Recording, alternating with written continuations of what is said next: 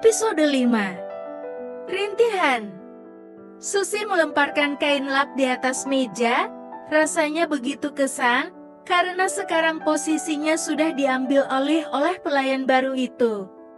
Susi tidak habis pikir apa yang disukai oleh Tuan Ken terhadap Rhea. Wanita itu sama sekali tidak cantik, masih cantik dia sangat menurutnya.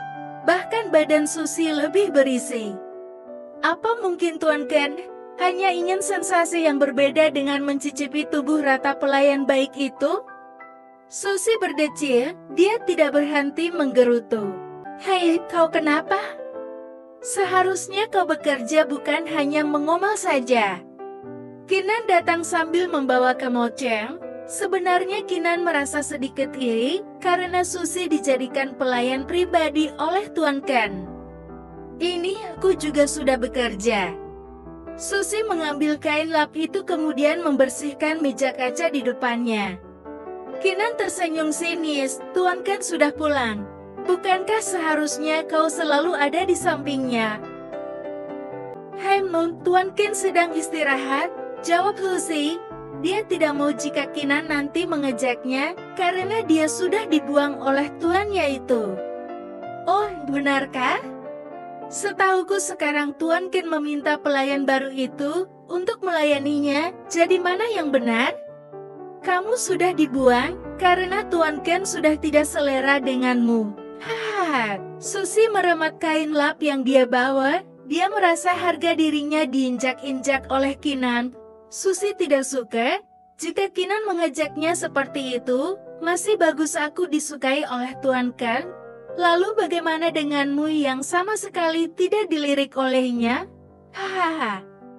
Kinan mengepalkan tangannya, kemudian wanita itu pergi meninggalkan Susi yang masih menertawakannya itu.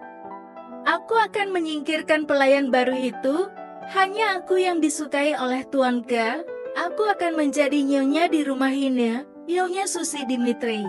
Rhea baru saja mengompres dahi Tuan Ken. Dia dengan telaten melakukan itu, sampai Tuan Ken terlelap dan panasnya menurun. Rhea begitu cekatan mengurus orang sakit. Dulu ketika adiknya sakit, Rhea selalu melakukan hal tersebut. Merawat adiknya sampai benar-benar sembuh, karena sang ibu harus bekerja. Mungkin kebiasaan itu membuatnya bisa dengan luas menjaga tuannya ini dengan baik. Rhea menatap lekat wajah Tuan Ken yang tertidur pulas. Wajah pria tampan itu terlihat memerah, mungkin karena tadi suhu badannya sempat naik tinggi. Tapi setelah meminum obat dan mendapatkan kompres dari Rhea, suhu tubuh Tuan Ken sudah berangsur turun. Rhea akan beranjak pergi dari kamar tersebut. Namun dia urungkan ketika mendengar suara rintihan dari Tuan Kenzo. Rintihan itu terdengar menyakitkan, entah apa yang diucapkan, tetapi dia bisa mendengar jika Tuan Ken sedang mengigau. Jangan pergi, jangan tinggalkan aku nggak bisa, jangan. Rhea terkejut ketika tiba-tiba Tuan Ken berteriak seperti itu. Wanita tersebut langsung berlari menuju ranjang dan memegang kening Tuan Ken yang tiba-tiba sudah bercucuran dengan keringat. Tuan bangun. Apakah ada bagian yang sakit? Seru dia mengguncangkan tubuh Tuan Kenzo. Namun usahanya untuk membangunkan tuannya tidak berhasil, pria itu masih saja berteriak.